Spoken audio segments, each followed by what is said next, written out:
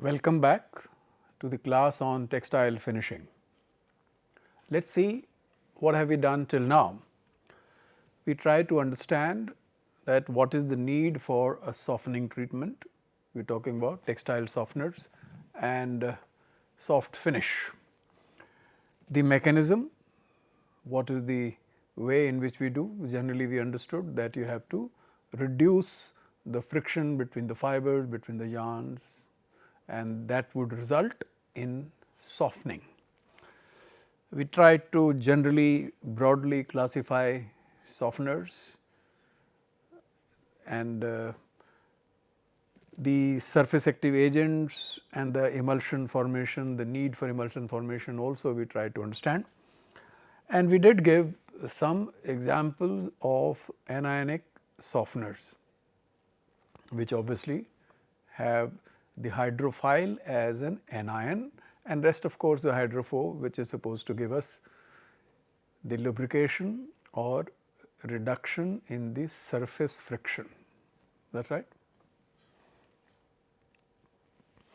So, we continue with the soft finishing in this part of the lecture, and today we will try to talk about three types of cationic, amphoteric and non-ionic softeners. All these softeners are in some way have an embedded hydrophile along with a hydrophobe. So, let us say first we spend some time on cationic softeners.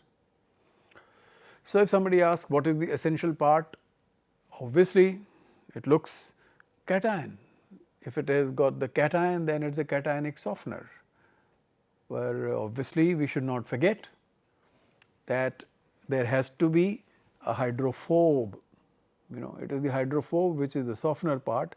The nature of the hydrophile is cation and therefore, it is a cationic softener. Okay? That is very simple.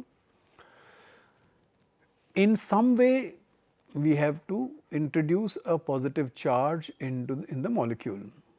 If that can be done, then it will be considered as a cationic softener. So, two parts, one is a hydrophobe, which is a long chain fatty compound connected with a hydrophile, which must be a cation.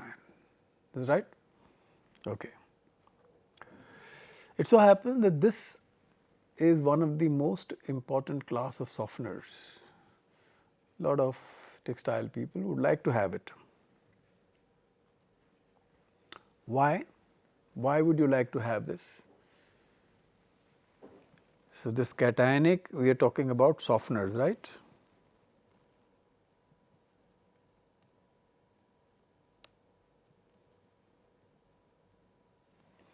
Substantive. So, it is believed that these cationic softeners are substantive. They like the textile and therefore, the chances are that the wash fastness of such type of compounds on a textile is going to be better, right. That is one part, and so people like it. And why they are supposed to be substantive? Let us have a look at the process. This during dyeing or other processes that you may have done on the wet chemical processing, that whenever you immerse a textile fabric in water, it has been probably told to you that it assumes certain amount of negative charge. So, this is true. If this is true, then if the fabric surface has a slight negative charge, then the positive cation or cationic compound like a cationic softener would obviously be attracted towards the surface. That is an interesting part. So, it becomes substantive, and because of that also the fastness properties are pretty good. Now, let us see what are we talking about. There is a term which you may have heard called the zeta potential. Zeta potential. Now, this is an interesting potential which in some way either helps or restricts the diffusion of chemicals in solutions, in the fibers, if they are being transmitted, diffused, solubilized in a aqueous solution. So, we are looking at things. You understand a large number of chemical processing systems are based on aqueous solutions, whether it is dyeing or it is applying any other chemical like a softener. So, they are generally in the aqueous medium, including what we did before was the anti-crease or crease resistant finishing treatment. So, what happens then? In case we are dependent on this exhaustion, diffusion through the surface, then this potential becomes an important component in determining the process conditions. So, as defined in general, this potential is the potential difference across boundaries, let us say solids and liquids. Now, we are talking about solids and liquid. It could be a particle which is suspended in let us say an aqueous system, or in our case it could be a textile which is a solid which is now in an aqueous system. So, obviously, there is a phase difference, there are boundaries. So, you have a solid and a liquid. So, you have a liquid solid interface type situation. So, that is one interesting thing. It is also defined as a measure of electric charge on the particles that are suspended in a liquid. Now, in our case we are talking about water and textile as a solid, but theoretically this is defined for any solid and any liquid based on their nature. So, it is also a value that can be used to describe a double layer property of a colloidal dispersion. So, something is there, let us say you get a negative charge on a surface and something positive will collect around the particle. For example, if you have a particle which let us say develops some type of a negative charge on the surface. Remember, now we are talking about surface. So, if there are positive particles around, let us say a cation is available, then obviously it will get attracted to this positive charge and you get what we call as a electrical double layer. Now, this sometimes can be important. If you remember, we add, let us say in a direct dyeing through an exhaust process, we add electrolytes like a globe of salt to create such an electrical double layer, so that a good molecule which we are interested in may like to diffuse inside, if particularly like a direct dye which also has a negative charge, otherwise it would have been repelled, all right. So, this is an interesting proposition.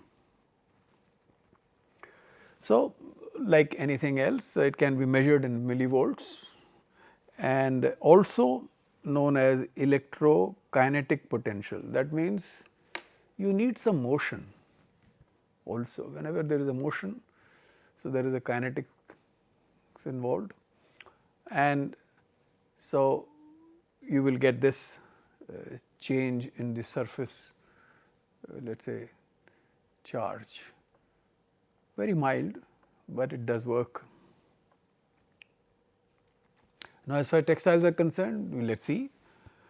So, one important thing is at the interface of electrically charged textile fabric, an aqueous solution of electrolyte, surfactants, dyes can form an electrical double layer, all right, can form like we just saw in any particle. So, moving one of these two charges or charged surfaces would result in some kind of a potential difference, and if this potential difference obviously will be seen in a double layer. So, if a dye has to diffuse, if some compound has to come to a surface, if some compound is resisted from a surface, you may be interested in that also, then there is definitely an importance in the wet processing of textiles of this so called electrokinetic properties. Okay, that is an important part.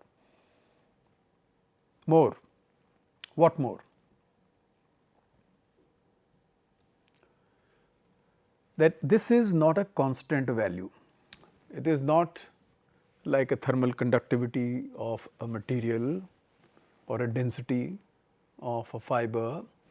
So, this is not a constant value, but it does talk about in a given situation how the functional groups, the hydrophobicity or the hydrophilicity of the textile will result in some type of a electrical surface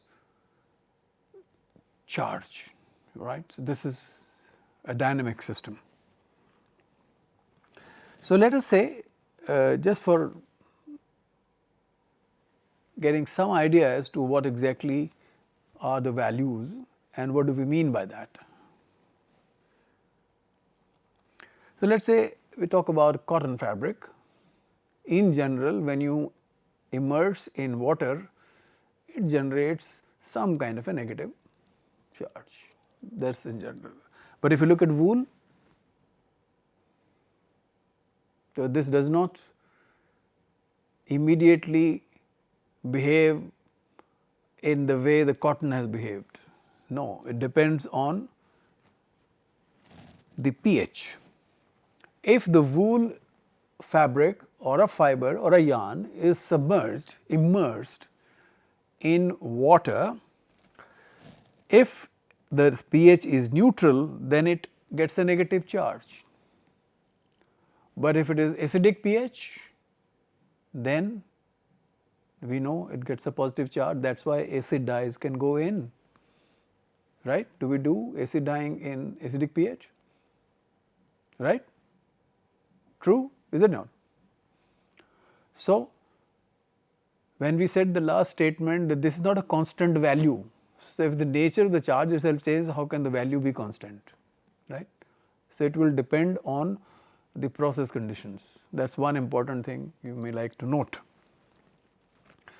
Similarly, nylon, which is a polyamide, wool is a polypeptide, but generally in acidic medium, nylon also gets a positive charge, and therefore, it is dyed by an acid dye in acidic medium, but in neutral you have a negative charge.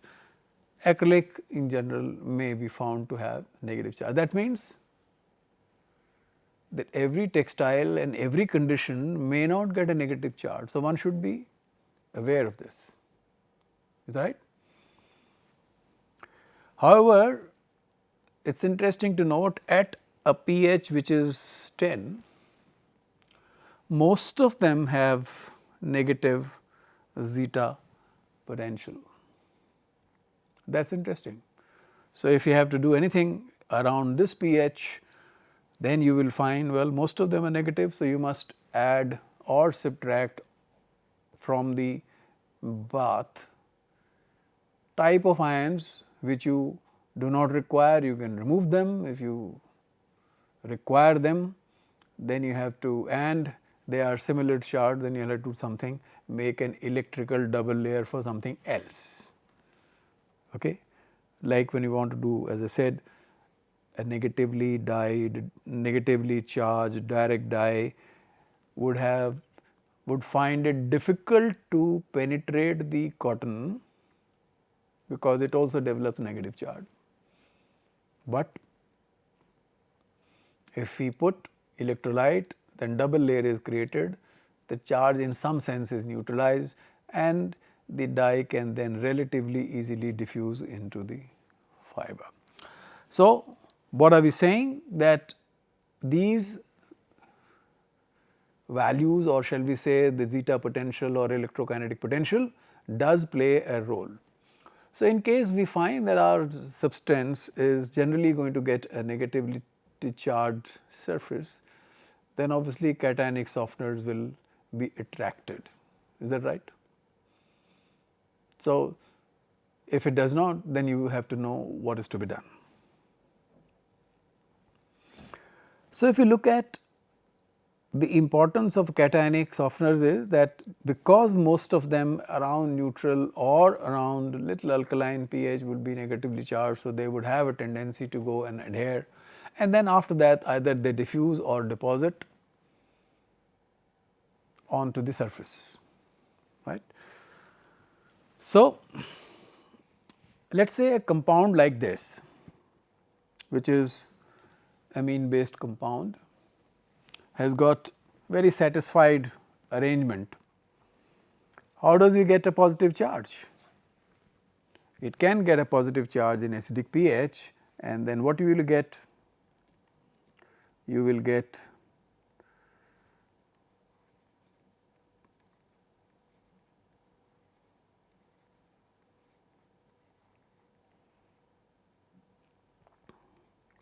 because of the acidic nature, you will get a proton, and then you will get this positive charge. And so, if you are in some conditions of these kind, then you will be able to easily use these compounds. So, you will get some positive charge. For example, of another cationic softener which has a structure like this. So, what will happen here? So, you have nitrogen and then some R, which is, I am just repeating what is written there.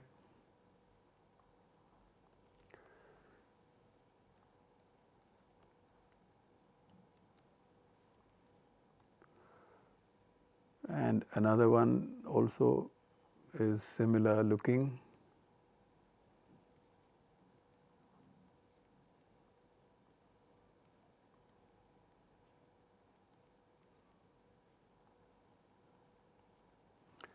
So, it already had a hydrogen. When you go to the acidic medium, then the protonation will take place and another hydrogen will come into play, and then you will get. So, these are the examples of softeners. So, from where the softening effect is coming? It is coming from here. The interesting part also here is that if you consider this as one hydrophobe,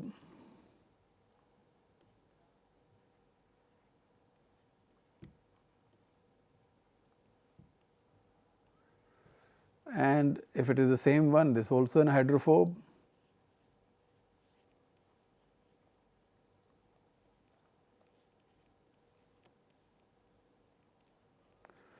So, the cation or a cationic group is embedded, but not at the end. So, it is something like you have a hydrophobe and a hydrophile which is cationic and another hydrophobe, it is in the center, but it still works. After all, what is your idea? Idea is that it should be water soluble, right. Why are we making the ionic compounds? Why? Because we want them to be water soluble. Do you realize something here? That this cation is getting generated in an acidic medium. So, if it is an alkaline medium or a neutral medium, the same compound may behave differently. There may not be any ion. So, now this type of a compound therefore is, if we call it pH dependent. So, the nature of the cation is, or generation, shall we say, generation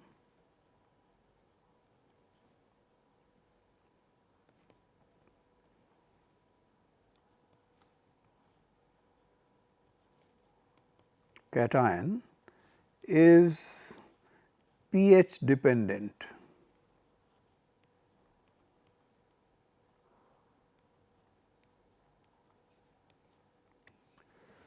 That is something which we have to realize, but may not like it, right. So, if you have a process situation where the softener has to be used, which is a cationic softener, and the process conditions are such that they are acidic, then it's the, and it's an acidic condition, and generally the surface, for example, has a negative charge, then it will get attracted, right. There are other class of cationic softeners which are dependent on quaternary salts. Okay. Now, here it has an embedded cation. Now, this compound has got all the portions connected, and because of this structure, which is quaternary, this compound always has a positive charge.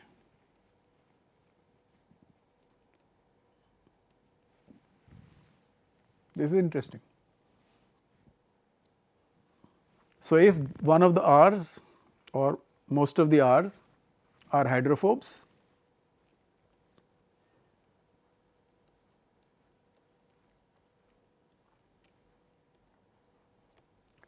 then you have a softener which would have an embedded cation and is not going to be pH dependent. Does it make sense? So, this class of compound therefore is advantageous. It is a cation, so it has some advantage, some affinity for the substrate, and this is going to be available almost at all pH unless and until you destroy the compound, which obviously you will not do. So, another quaternary compound is given here, which has a positive charge embedded because of these 4 groups which have been attached. Okay. And so, this will be also the advantage we consider of this type is pH independent more or less, and affinity. So, good affinity and pH independence are the advantages. So, cationic softeners therefore are an important class of softeners which are almost used in every process house. The application, exhaustion, yes, of course, you can, if the bath is such or the process is such which requires exhaustion to take place, and if it can easily be added, then this is a good way to add through an exhaust process. Of course, you can add these compounds by pad dry in a pad dry cure process also, but remember the curing is going to be important for the other chemical. Let us say if it is applied through or along with a cross linking agent which is going to be cured. So, the curing will be there for the cross linking agent, but the cationic softener does not chemically covalently bonded.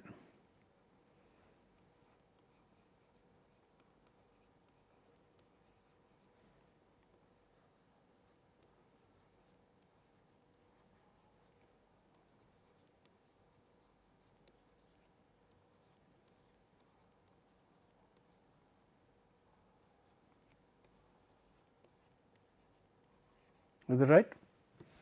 So, you must remember that.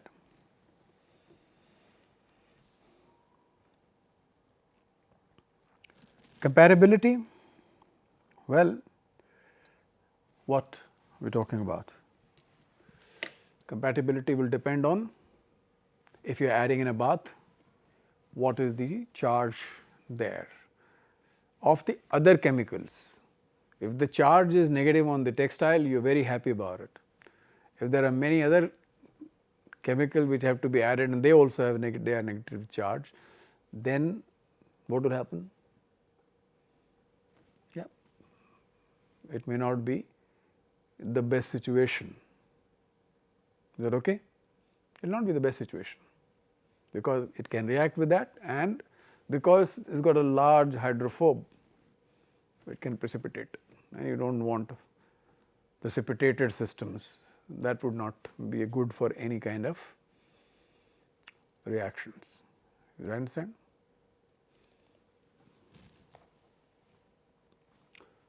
Otherwise, they are pretty compatible. Of course, when such a situation comes where one of the agent is going to likely to react, so then the other process is separate process.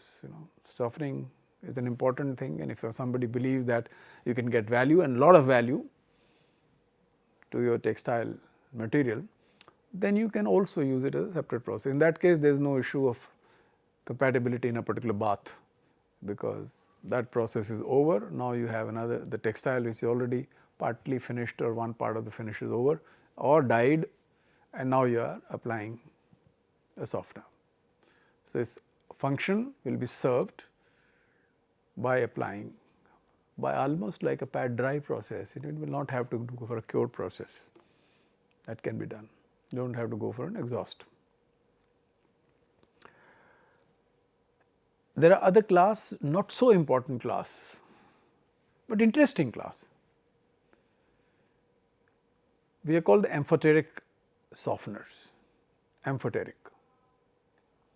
And what does amphoteric mean?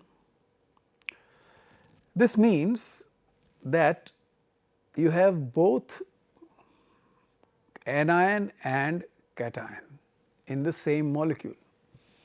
If you have anion and cation in the same molecule,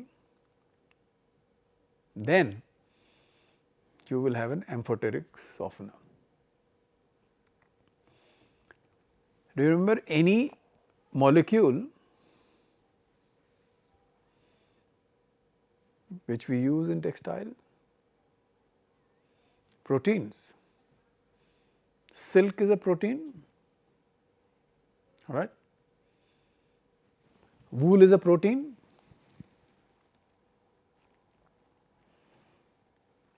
So, in a wool you can think of a cation and an anion on the same molecule.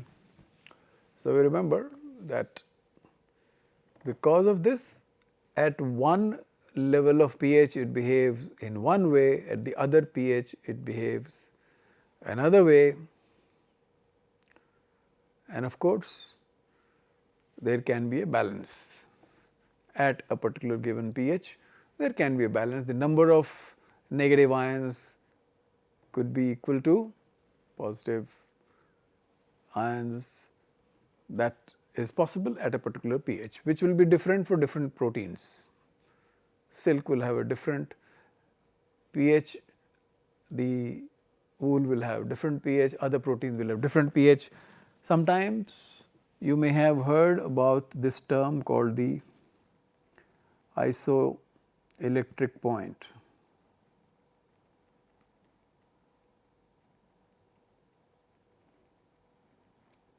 Isoelectric point or isoelectric pH. So, that is where the charge on the molecule, the negative charge on the molecule is equal to the positive charge on the molecule. So, different pH, different behavior. So, these kind of things also will behave almost like that. One of the interesting compound which is used for many purposes, softeners we are talking about here, they could be a surfactant, they could be any surfactant which also can be used in like a butane. So, there are surfactants. They are important compounds from the point of view that they in our case are giving softening. In the case of a surfactant, it can give the property of a surfactant which could be reducing the surface tension or doing some dispersion or any such things. So, all that is possible. So, you can see you have a possibility of this and you obviously have this interesting compounds.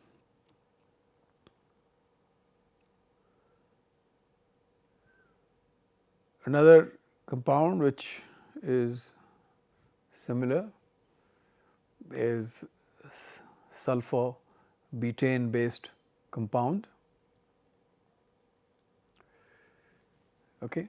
So, because of the sulfonic group instead of a carboxyl group, you have a sulfonic group.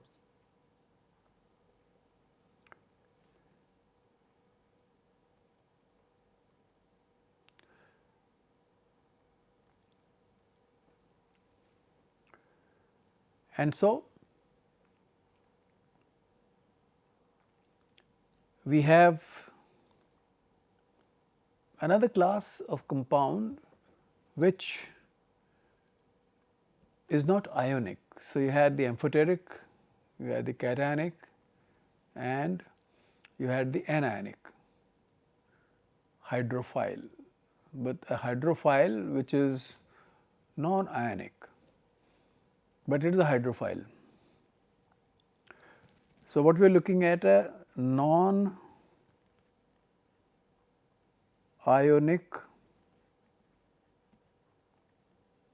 hydrophile.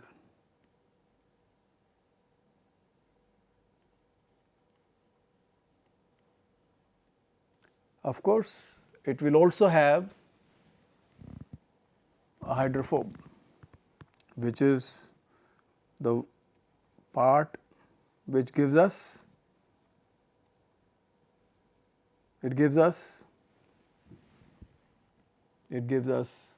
the softening effect. So, important part is it does not depend on substantivity in general. It is so wherever there are issues of compatibility, then you can add this type of a softener. There are positive charges, so cationic can be added, but anionic cannot be added. If there are anionic things, then the cationic cannot be added. But here we are getting a distinct advantage of compatibility. That is why someone will go for a non-ionic softener. But this is an important part which must be remembered, that they would have low solubility. For example, if you have simple compounds which is let us say stearic acid, that is one by itself is not, or alcohol of a fatty acid. So, although the OH group or a COOH group are hydrophilic, but that is not enough for solubilizing unless you make it ionic, and we do not want to make it ionic. If you do not want to make it ionic, then this hydrophile has to be worked around. So, in general their solubility compared to an ionic compound is going to be less, right. We do not want them to ionize, because if they ionize then they are either anionic or cationic, which we already talked about. So, low solubility is there. So, if it is a disadvantage, then it is a disadvantage. There is another term which we use whenever we talk about non-ionic, either surfactants or softeners. In some way we have accepted a softener is also like a surfactant doing a different job, right. So, there is something called a cloud point. What is a cloud point? Let us see. A cloud point is a temperature, a particular temperature at which a non-ionic compound like a surfactant will phase separate. Phase separate means come out. So, when it is in a solution, it looks like a single phase, two compounds, one is water, let us say, other is a non-ionic softener, and you mix them up properly, it is a nice beautiful solution. Okay. Whatever we have done to the molecule of the hydrophile, we have done whatever we have done. So, there is a solubility. So, softener is soluble, but then at a temperature it phase separates. That means the surfactant will come out of the solution, and as it comes out of solution, the solution becomes cloudy, milky. If that is what it is called the cloud point. So, at a temperature where the solution from a transparent appearance goes into a cloudy appearance, that temperature is called the cloud point. And this, remember, the cloud point is talked about only with respect to the non-ionic surfactants or now softeners, right. With anionic system, this cloud point is not an issue, there is nothing called a cloud point there. So, it is a new phenomena which also get associated.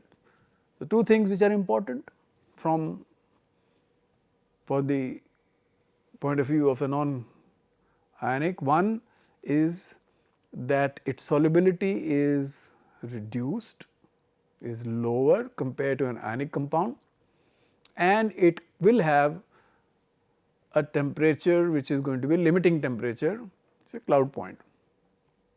After all, we dissolved something, so that remains in solution.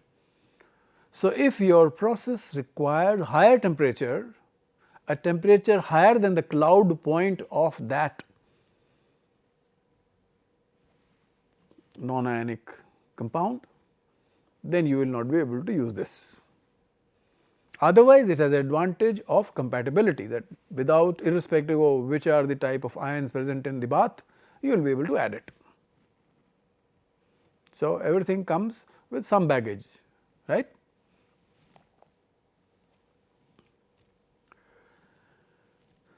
So, what happens? So, this solvency or dissolution of a non-ionic compound happens because some of these groups which are the hydrophile or related to the hydrophile can make hydrogen bonds with water, right. So, in a water either you make an ion, so become soluble, or you make hydrogen bonds.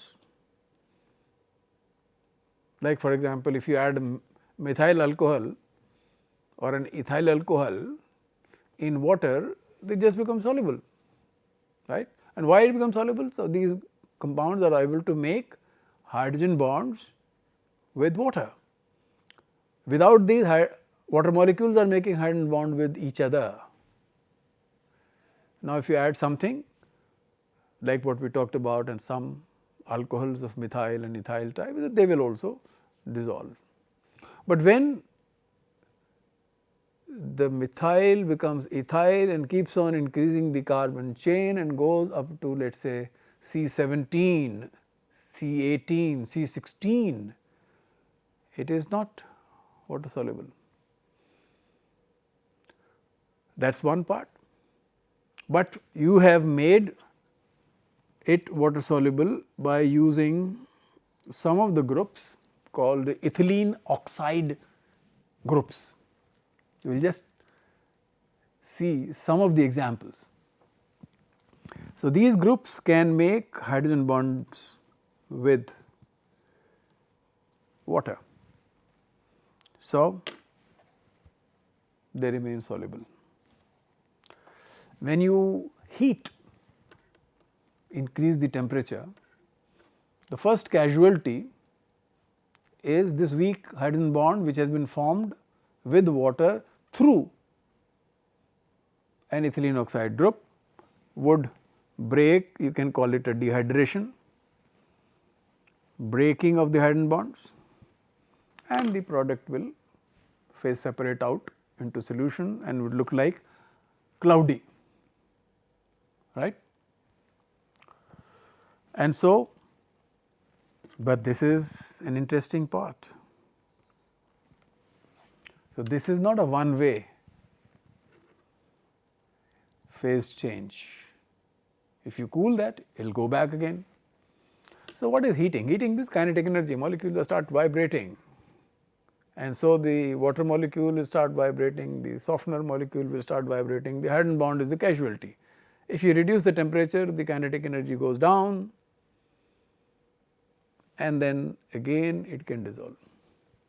So, the compound is not broken down, nothing has happened to the compound, right. So, what does it say? It only says that these type of compounds are going to show some amount of phase separation after a certain temperature. So, your process condition or process temperature should be less than that. If that is there, no problem.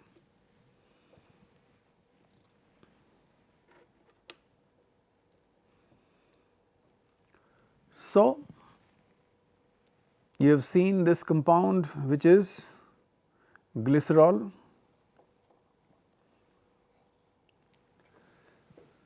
If you replace one of these groups by a stearic acid group, then it becomes a softener, okay. And these groups are left free. So, it is one type of a non-ionic softener. If suppose I replace this one also and this one also with this type of a group, then what will happen? It will not be water soluble. So, even at room temperature it will not be soluble. So, it becomes a compound which is not going to be a useful softener, okay. And therefore, we are not going to be doing this kind of a job.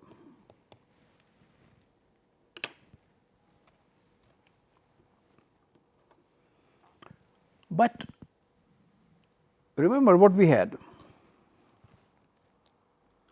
We had one hydrophobe as a steric or a stearate of this glycerol. This was the hydrophobe, this actually is the hydrophobe,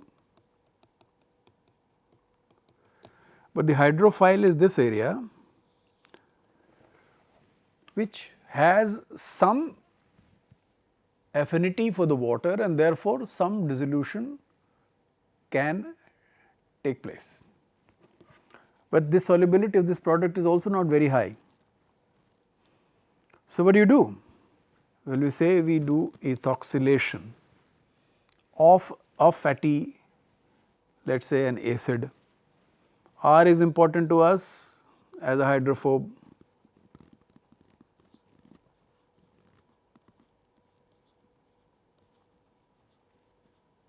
Correct?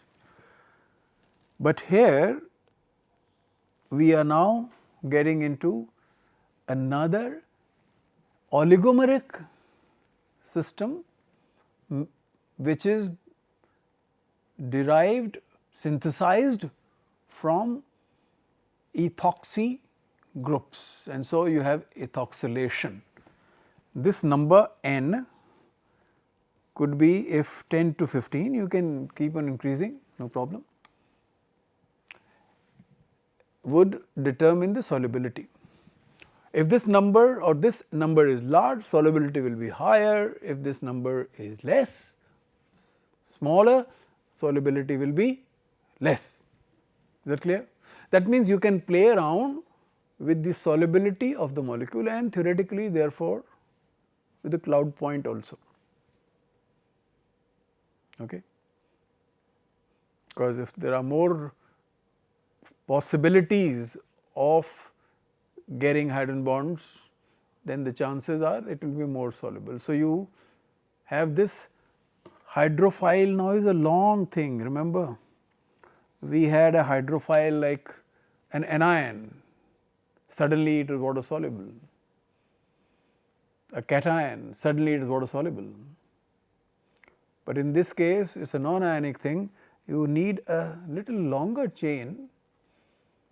So, hydrophilic and lyophilic balance, this comes into play.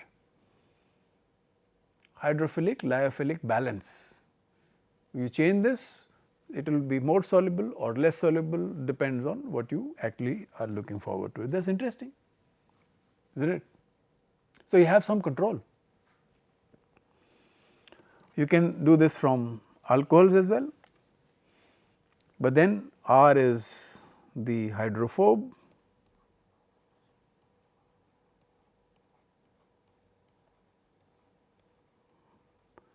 and this is our hydrophile.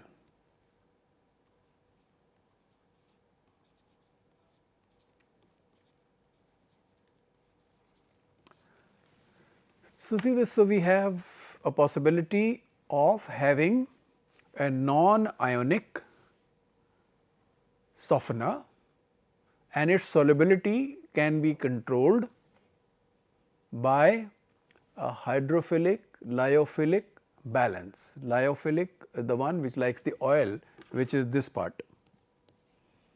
So, length of the chain, if we change, then we will get a different molecule, and so you can play around with any limitation that you can think about. Otherwise, the advantage is compatibility. Add to anything and use it. So, we are coming to the end of this part. What have we learned? So, we have learned about cationic softeners, we have learned about the zeta potential and its importance in textile wet processing, amphoteric, which has got a cation and an anion embedded in the same molecule. Also, we have learned about the non-ionic softeners and the importance of the cloud point. Remember, all these, including the one which was anionic, have an embedded hydrophile in the structure.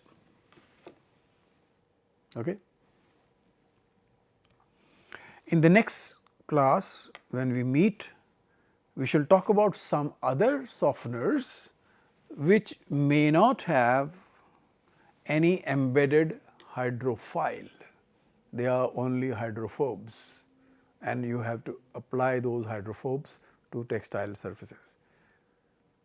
Is that right? So, next time when we meet, this is what we are going to talk about. Till then, have fun.